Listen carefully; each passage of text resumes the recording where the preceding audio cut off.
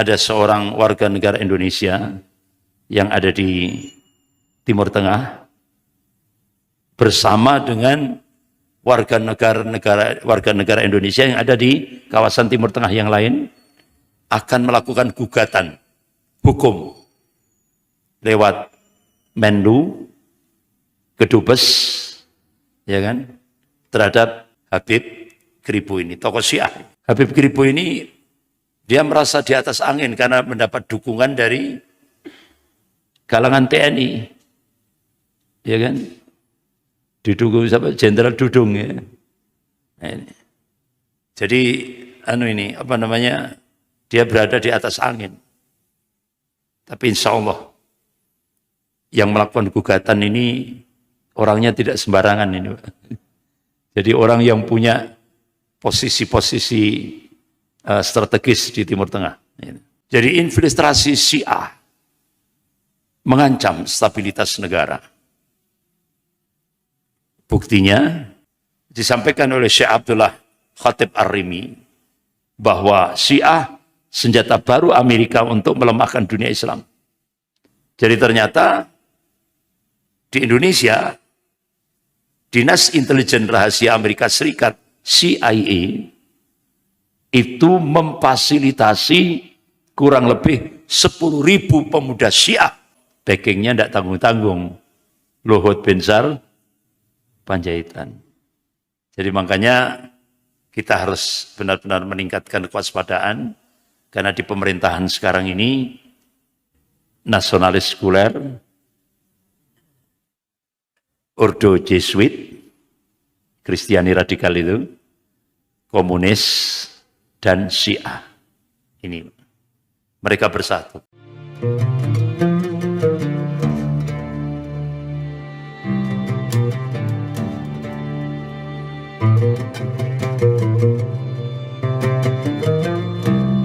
Assalamualaikum warahmatullahi wabarakatuh.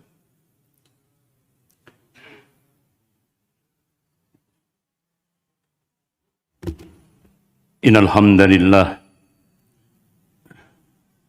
nahmaduhu wa nasta'inuhu wa nastaghfiruh wa na'udzu billahi min shururi anfusina wa min sayyiati a'malina. May yahdihillahu fala mudilla lahu wa may yudlil fala hadiya lahu.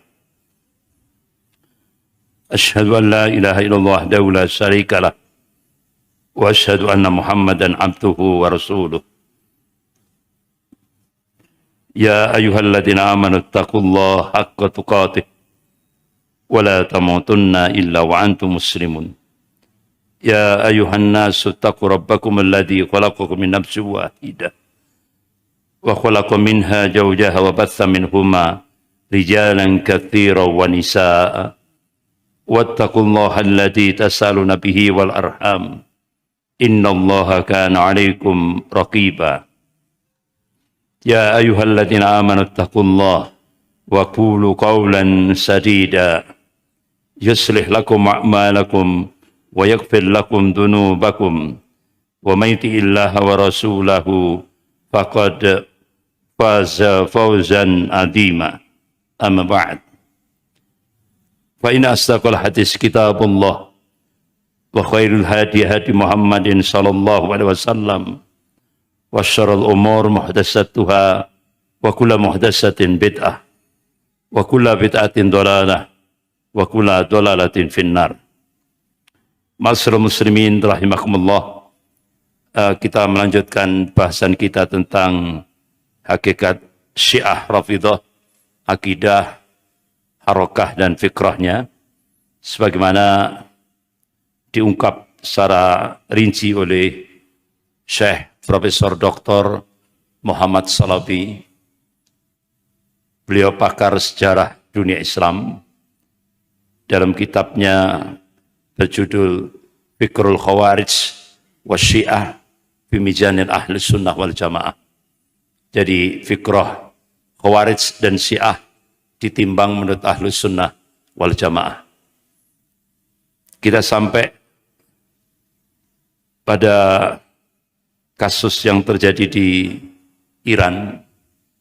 Setiap tahun Ahlus Sunnah, masyarakat Ahlus Sunnah, termasuk ulamanya, termasuk muslimahnya, ratusan digantung.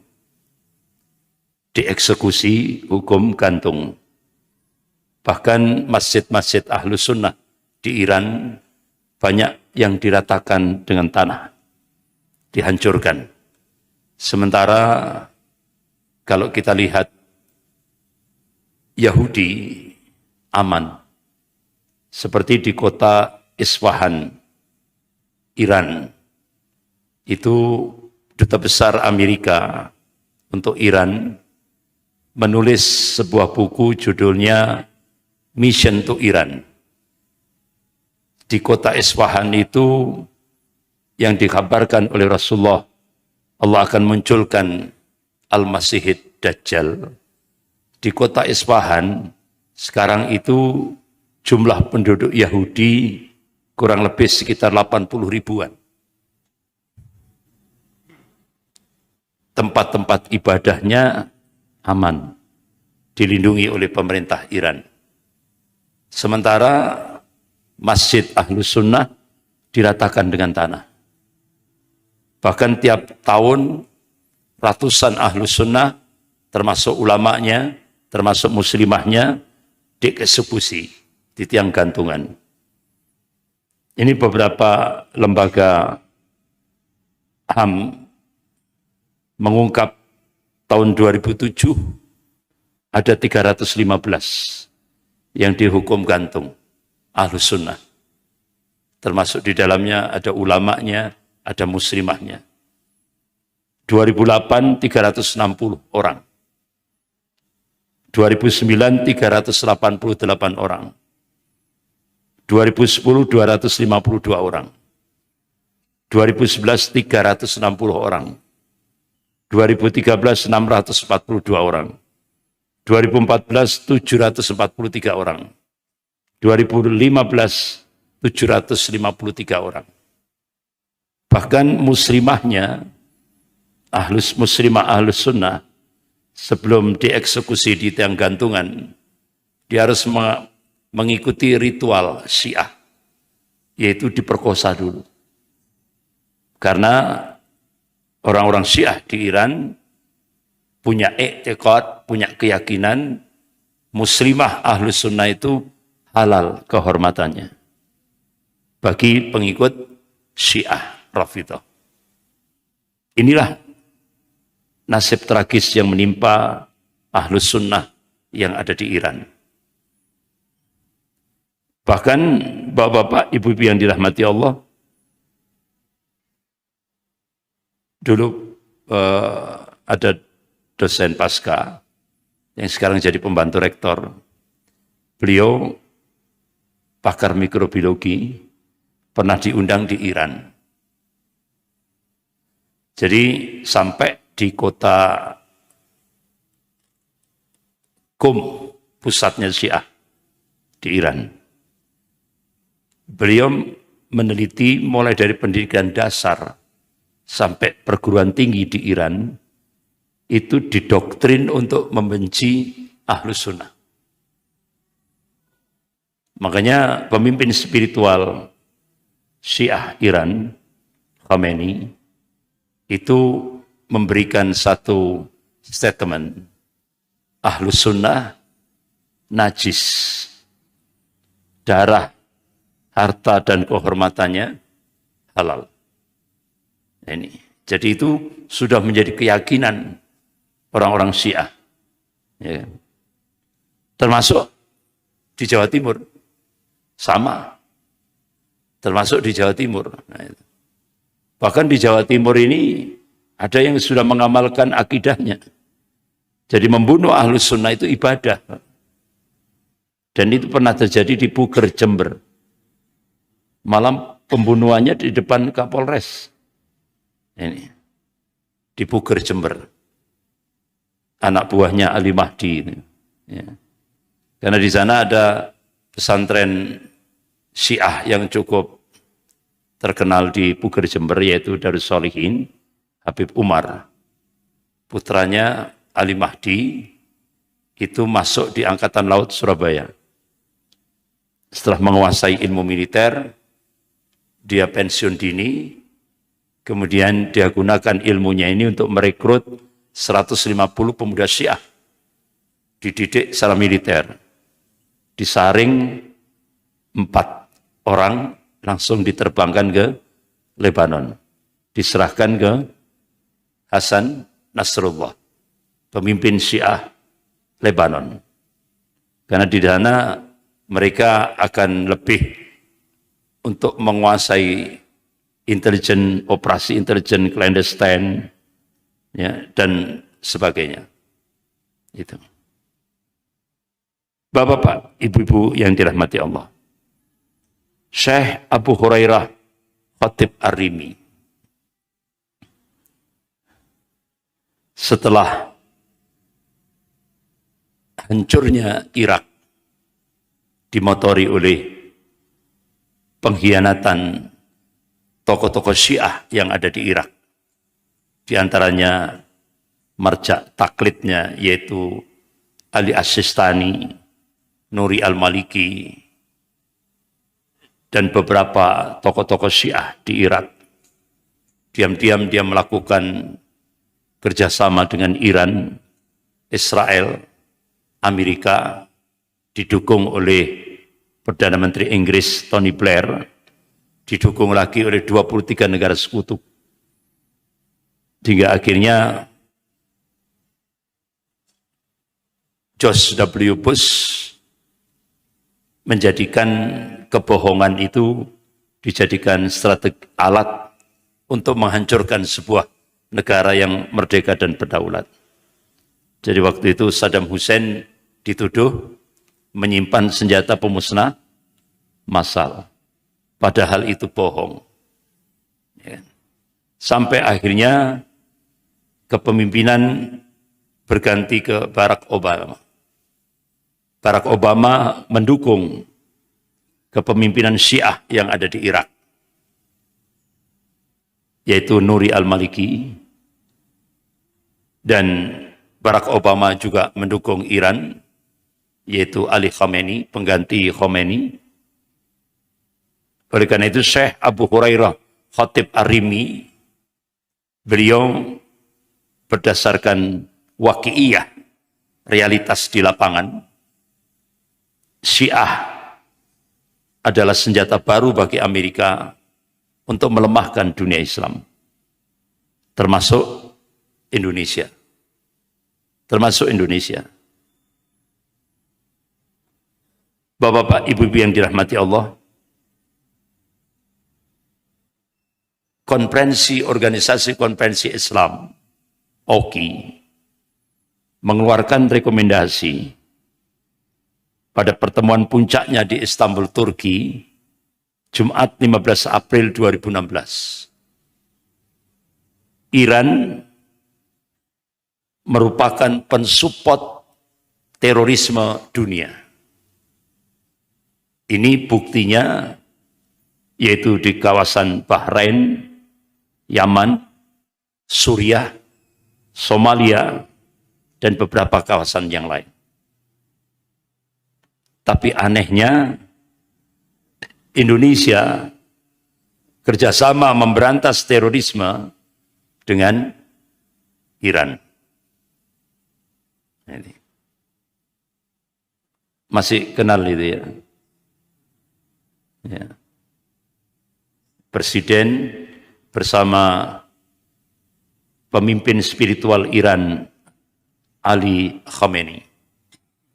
Di situ ada juga, sebelahnya ada Menteri Luar Negeri Bu Retno, ada Pak Sofyan Jalil, Bappenasnya, dan ada beberapa pejabat menteri yang lain.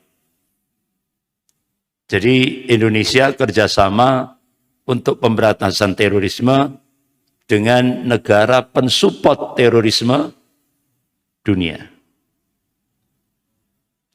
Iran. Kenapa itu bisa terjadi? Karena memang kas negara lagi kosong. Kas negara lagi kosong. Sementara dana-dana terorisme, Iran lebih lebih banyak. Nah, itu. Sehingga tidak menutup kemungkinan bahwa Bapak, Ibu yang dirahmati Allah, Ustadz Farid Ogbah ini tidak menutup kemungkinan ini konspirasi antara pengkhianatan orang tokoh-tokoh Syiah yang ada di istana. Di antaranya buzzer-buzzer Syiah yang ada di istana. Ada Denny Sirgar, ada lagi satu lagi itu Habib Kribo. Tapi alhamdulillah ada seorang warga negara Indonesia yang ada di Timur Tengah bersama dengan warga negara Indonesia yang ada di kawasan Timur Tengah yang lain akan melakukan gugatan hukum lewat Menlu, Kedubes, ya kan, terhadap Habib Kribo. Alhamdulillah ini. Jadi benar-benar sangat-sangat mengecewakan kaum muslimin warga negara Indonesia yang ada di Timur Tengah. Dengan statementnya Habib Kribo ini, tokoh Syiah. Jadi mudah-mudahan perjuangan warga negara Indonesia yang ada di Timur Tengah ini mudah-mudahan dimudahkan sama Allah Subhanahu wa taala. Ya, untuk melakukan gugatan hukum terhadap Habib Kribo. Habib Kribo ini dia merasa di atas angin karena mendapat dukungan dari kalangan TNI. Ya kan? Didukung sama Jenderal Dudung ya. Nah, ini. Jadi dia berada di atas angin. Tapi insya Allah yang melakukan gugatan ini orangnya tidak sembarangan ini. Jadi orang yang punya posisi-posisi strategis di Timur Tengah. Bapak-bapak, ibu-ibu yang dirahmati Allah. Jadi infiltrasi Syiah mengancam stabilitas negara. Buktinya, Badan Intelijen Negara Indonesia akan dijadikan Suriah kedua 2018 sampai 2020. Waktu itu Kepala BIN Jenderal Norman Chaniago. Nah, kelompok-kelompok Syiah di Indonesia ini akan mewujudkan revolusi Syiah 2018. Ya. Makanya bapak-bapak, ibu-ibu yang dirahmati Allah, pengikut Syiah terbesar kan Jawa Timur. Pusat pendanaan Syiah terbesar se-Jawa Timur ini di Malang. Jadi alhamdulillah saya melihat pergerakan intel-intel dari Kodim, dari aparat bergerak.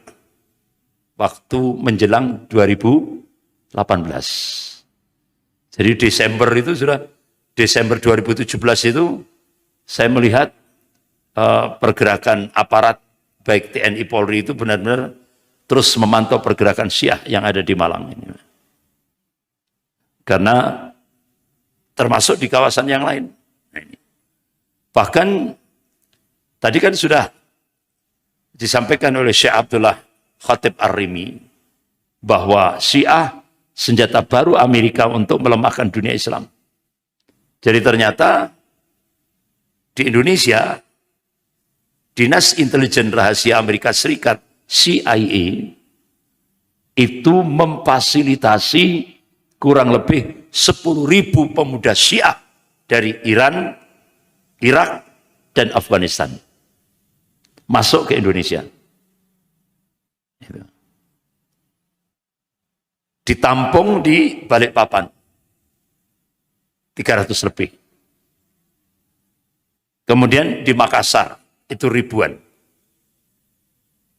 Di Makassar itu ditempatkan di hotel-hotel berbintang. Kalau di Balikpapan Ada bangunan yang sudah dibangun oleh Amerika dan Australia.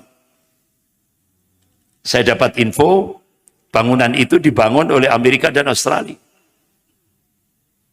Konsumsinya semua ditanggung Amerika dan Australia.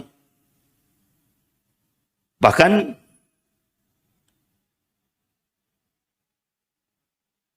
difasilitasi benar-benar luar biasa. Sakit saja, itu SOP-nya wajib dilarikan ke rumah sakit elit.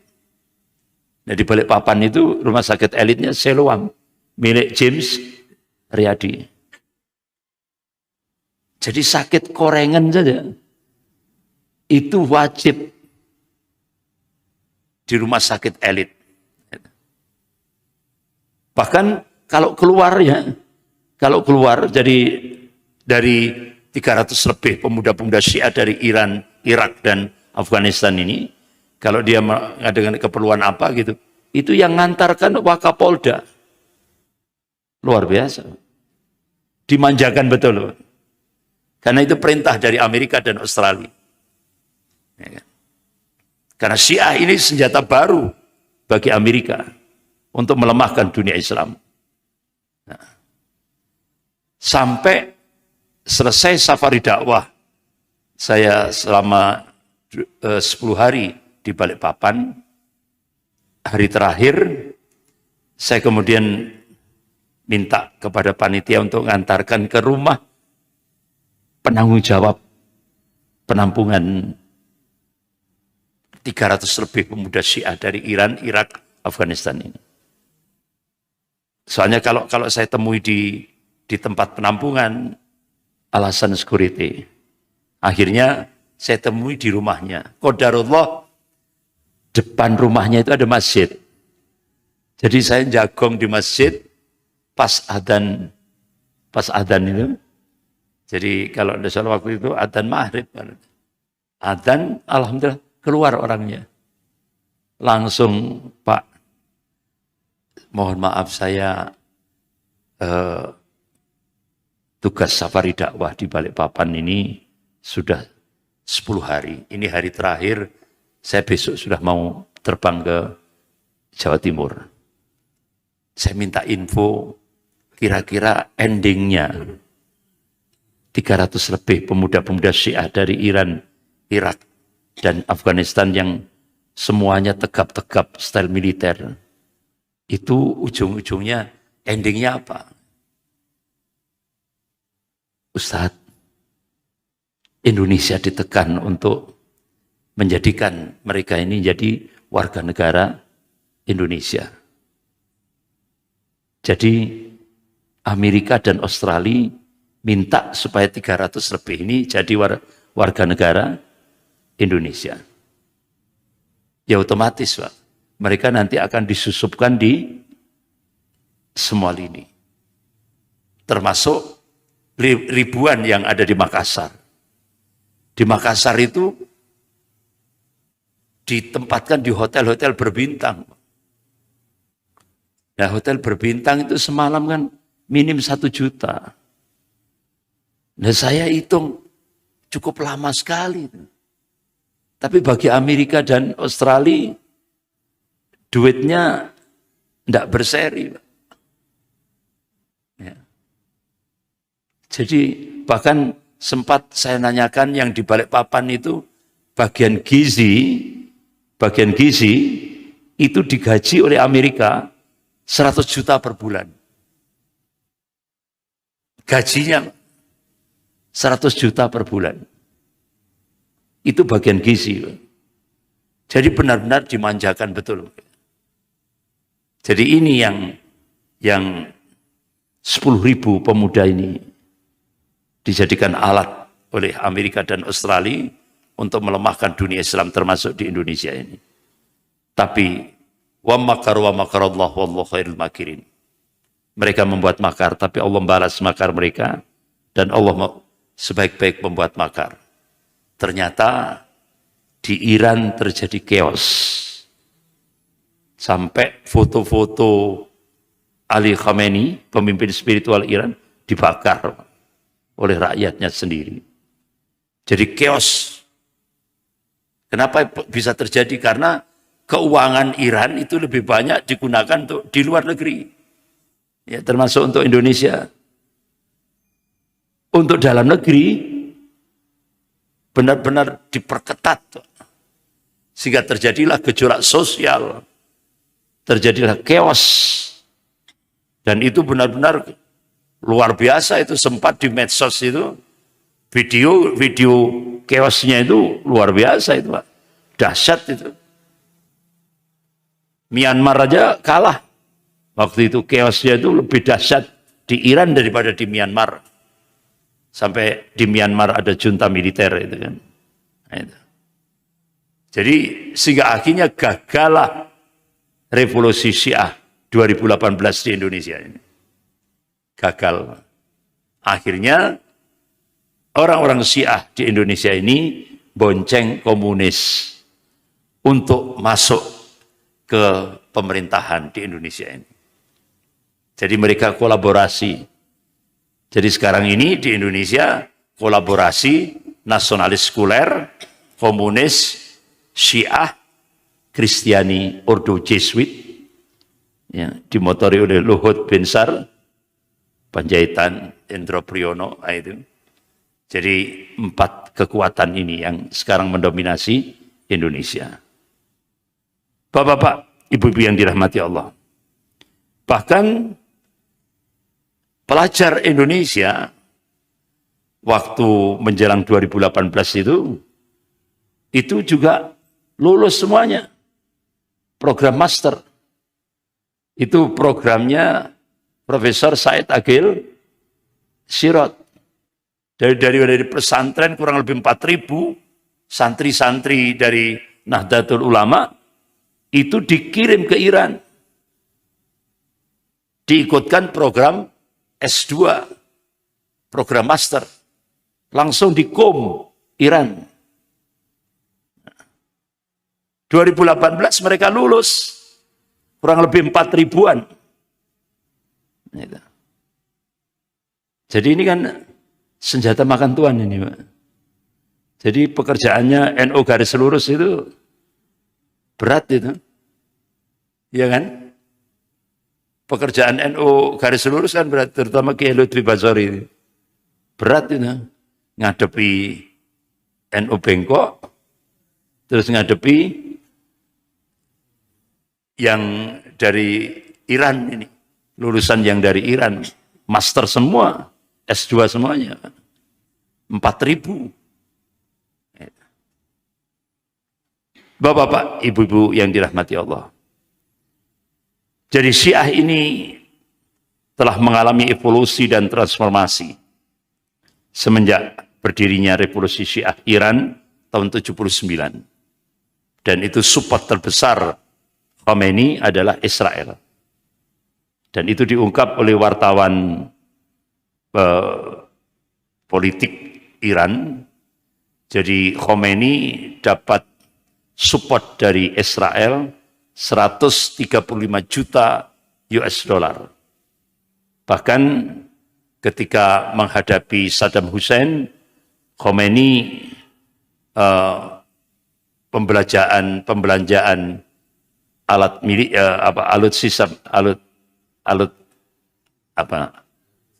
alutsista ya, itu 500 juta US dollar kepada Israel. Jadi benar-benar Israel punya kepentingan dengan munculnya revolusi Iran di bawah pimpinan Khamenei. Karena apa? Selama Syiah Iran itu ada, Israel tetap eksis di Timur Tengah. Makanya Israel punya kepentingan besar untuk menghancurkan Irak, pimpinan Saddam Hussein.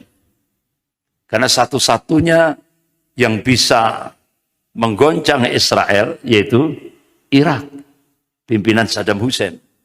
Sehingga akhirnya dengan bohong itu, dengan kebohongan saja, itu tujuannya sudah tercapai semuanya. Itu konspirasi besar. Amerika, Inggris, Israel, Iran, Lebanon, dan tokoh-tokoh Syiah yang ada di Irak. Nah, itu. Bapak-bapak, ibu-ibu yang dirahmati Allah.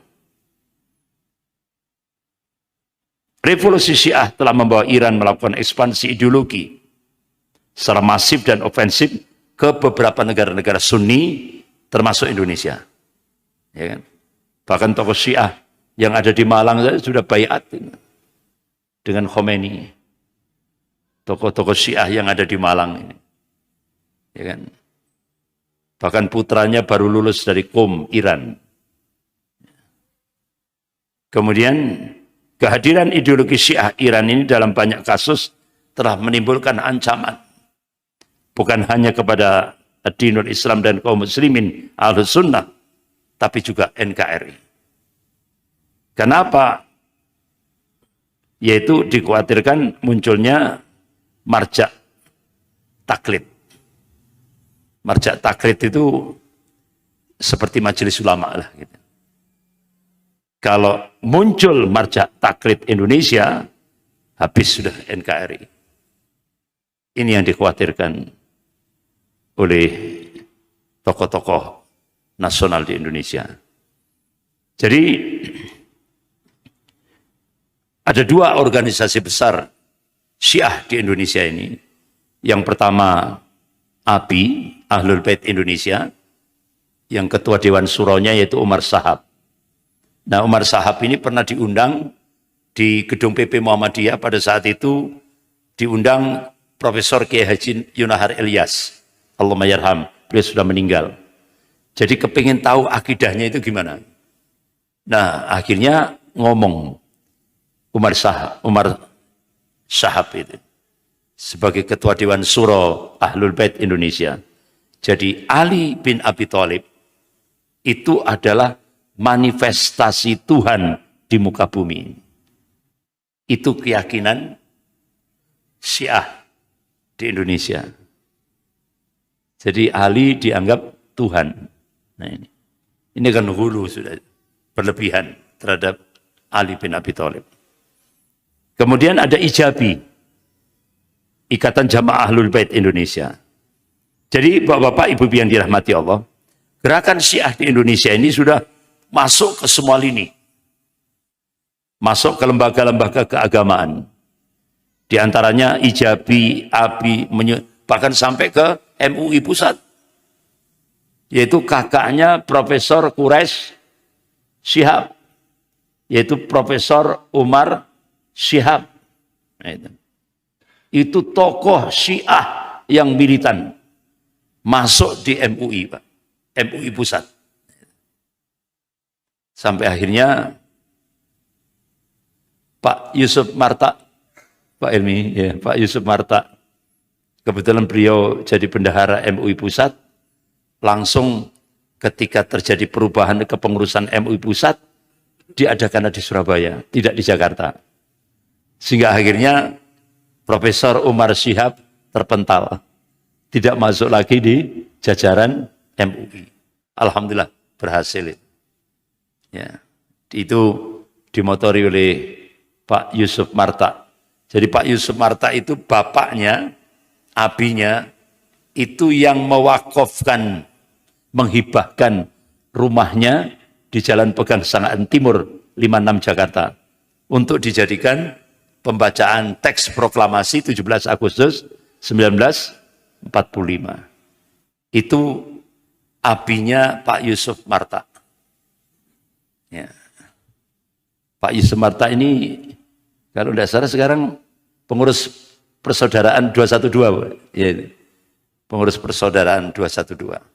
Beliau juga MUI, bendahara MUI Pusat.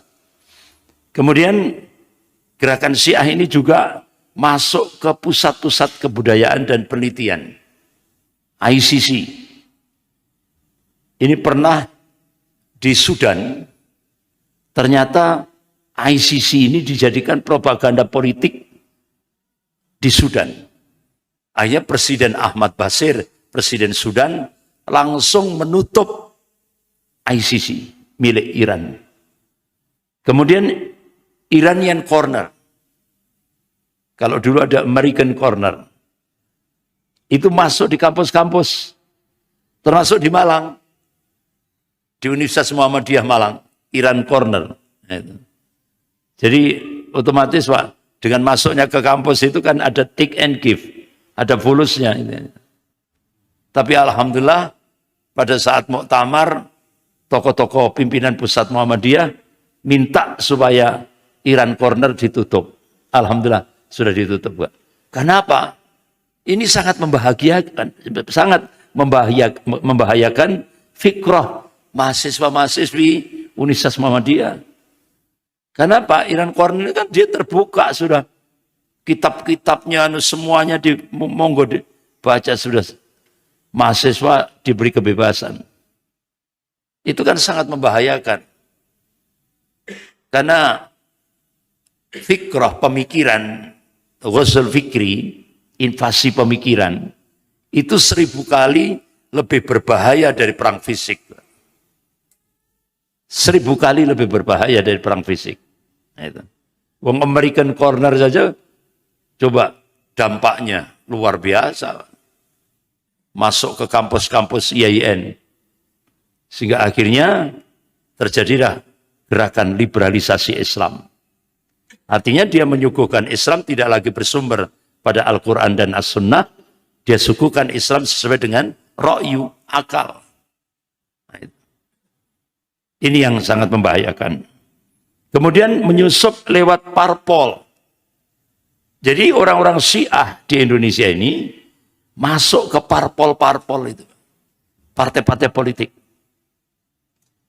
Masuk ke semua lini. Karena dia ingin menguasai pembuatan konstitusi, undang-undang. Dia masuk ke parpol-parpol itu. Ya, termasuk parpol merah, ya kan, yang paling banyak itu. Ya. Termasuk Jalaluddin Rahmat kan, ya, PDIP itu. Banyak tokoh-tokoh Syiah masuk ke situ. Lewat penerbitan, banyak sekali penerbitan. Ya. Kemudian lewat pendidikan, lewat lembaga pendidikan dan ilmiah, seminar-seminar, majelis taklim, bahkan pusatnya di Jawa Timur ini pesantren Syiah terbesar itu dipanggil, ada YAPI. Gitu. Ya. Makanya bapak-bapak, ibu-ibu yang dirahmati Allah, sempat teman-teman di Solo itu sempat ada keraguan, yaitu ketika Profesor Jainal, Ketua MUI Solo, Surakarta, terjadi perubahan kepengurusan. Beliau sudah masanya untuk selesai masa jabatannya. Nah, saat-saat itu Ustadz Qadarullah, Ustadz Dr. Mu'indunillah yang selama ini penjaga ya garda terdepan MUI Solo, Qadarullah meninggal kena COVID. Nah, akhirnya tokoh-tokoh Syiah, orang-orang Syiah mencoba untuk melakukan fit kompli. Dia menyusup ke MUI sampai akhirnya bikin surat resmi, ya kan? Bikin surat resmi bahwa Kiai Mudzakkir itu bukan Syiah. Nah, itu. Nah, akhirnya terjadi gejolak itu di teman-teman di Solo. Akhirnya saya sempat dikontak, kira-kira bisa ndak nembus di YAPI ini. Jadi dicoba beberapa teman-teman dari Solo kepingin tabayun, pembuktian, ya kan, pembuktian di YAPI. Karena dulu ketika Ketua Dewan Dakwah Jawa Timur, yaitu Ustadz Haji Taman Asori, diminta oleh Pak Natsir untuk mencari info di YAPI, itu oleh Ustadz Husain Al-Habsyi, tokoh Syiah yang ada di YAPI itu, ya tokoh yang paling tua di sana, itu menyerahkan ke Kiai Mudzakkir, ya, untuk menemui Ketua Dewan Dakwah Jawa Timur. Nah dari situlah ya akhirnya teman-teman di Solo, termasuk MUI di Solo, meyakini bahwa Kiai Mudzakkir itu Syiah. Jadi tangan kanannya Ustadz Husain Al-Habsyi yang ada di YAPI Bangil. Tidak tahunya itu tadi terjadi perubahan itu tadi, langsung saya dikontak teman-teman, coba cari orang YAPI supaya bisa masuk ke dalam. Alhamdulillah, saya ditunjukkan fotonya, ya benar ini orang dalam ini. Orang dalam, supaya bisa masuk. Ternyata ada kegiatan milad. Ustadz milad, hall kematian Ustadz Husain Al-Habsyi, itu 100 tahunnya, 100 tahun, berapa tahunnya gitu ya, itu Kiai Mudzakkir itu memberikan sambutan lewat Zoom. Dari situlah terbongkar. Jadi berarti surat resmi dari MUI Solo itu adalah sebuah rekayasa pengkhianatan orang-orang dalam di tubuh MUI Solo. Akhirnya dari situlah sempat akhirnya teman-teman tambah yakin sudah. Itu berarti takiyahnya luar biasa itu, ya kan? Takiyahnya luar biasa. Jadi Kiai Mudzakkir itu ya tetap dia memang dia Syiah gitu. Ya. Tapi kalau ditanya Syiah enggak, saya Muslim gitu. Itu takiyah. Bapak-bapak, Ibu yang dirahmati Allah. Jadi Ahlul Bait Indonesia itu lebih struktural antara menjadi poros Indonesia-Iran. Jadi kalau Ijabi itu lebih banyak menangani penggalangan dan mobilisasi massa melalui berbagai macam sektor kegiatan bisnis, sosial, pelatihan, kemiliteran, budaya, pendidikan, yayasan, ekonomi, media massa, dan sebagainya. Ini yang dimotori Jalaluddin Rahmat, dan kalau di mana itu di Puger Jember itu dimotori oleh Ali Mahdi. Itu. Jadi setelah kasus pembunuhan pengurus MWC-NU Puger Jember itu akhirnya ujung-ujungnya Habib Umar Ali Mahdi itu menyatakan tobat dan masuk Ahlus Sunnah. Nah itu. Sehingga akhirnya masyarakat Puger tenang, tidak ada gejolak. Nah, pada saat acara milad Fatimatul Zahra di Bangil, alhamdulillah Muspida setempat menolak acara itu. Bupati nolak, Dandim, Kapolres Pasuruan nolak semuanya. Akhirnya gagallah acara milad Fatimatul Zahra di Bangil. Ya. Nah, kemudian selang beberapa saat diadakanlah milad Fatimatul Zahra itu dipindah ternyata di Bondowoso. Nah, kira-kira siapa backingnya? Ternyata kita dapat info dari Pak Yusuf Martak itu. Ada pertemuan tokoh-tokoh pengusaha-pengusaha itu, Luhut bin Sarpanjaitan pasang badan membackingi acara milad Fatimatul Zahra di Bondowoso. Sehingga akhirnya jumlah aparat dengan jumlah orang Syiah lebih banyak jumlah aparatnya. Karena TNI Polri itu dikerahkan semuanya, Pak. Mulai dari Banyuwangi sampai seluruh Jawa Timur. Luar biasa itu. Nah, pada saat di acara-acara itu selesai, nah kebetulan kalau Korem itu apa Kasat ya, Kasat Intel Korem, Kasat Intel Korem, Pak Ahmad. Beliau mencoba untuk melakukan cross check. Haidar Bakir itu diletakkan berdekatan dengan Jalaluddin Rahmat. Jadi kamar di hotel itu Jalaluddin Rahmat, Haidar Bakir, Ali Mahdi. Akhirnya Kasat Intel Korem itu langsung mengumpulkan 3 orang ini. Ali Mahdi, Haidar Bakir. Pak Jalal enggak. Jadi 2 orang ini di cross check.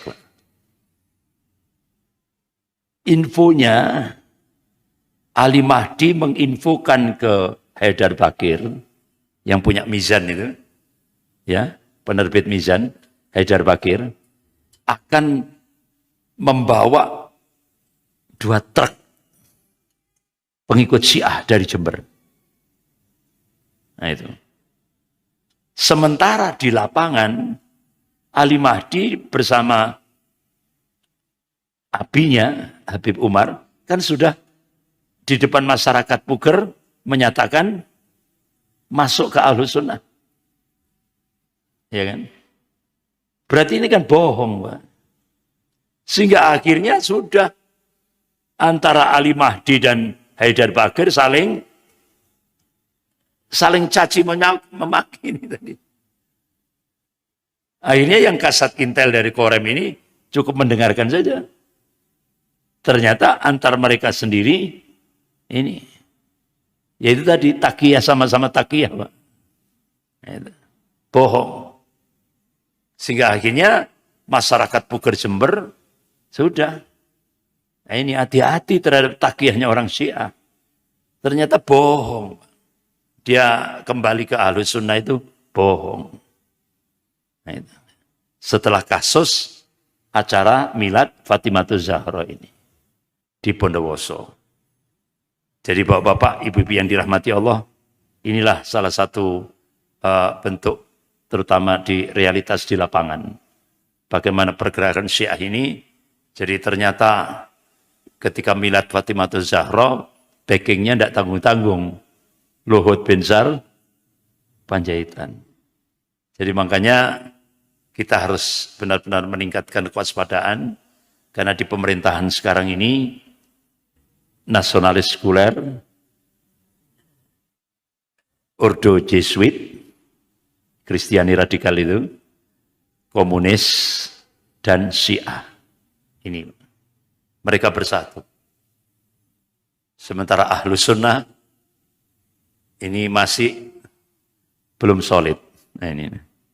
Jadi ini kita harus menjadi ibrah pelajaran dari beberapa kasus ini. Jadi ke depan jangan sampai kita seperti apa yang terjadi di Irak. Begitu juga apa yang terjadi di Suriah. Jadi benar-benar ini kita jadikan sebagai pelajaran bagi kita. Saya kira gitu, insya Allah kita lanjutkan kemis depan ini kan kemis kedua. Ya. Jadi kita lanjutkan kemis ketiga. Sekian, astagfirullahaladzim. Subhanakallahumma wa bihamdik. Asyhadu an la ilaha illa anta astaghfiruka wa atubu ilaik. Wabillahi taufiq wal hidayah. Wassalamualaikum warahmatullahi wabarakatuh.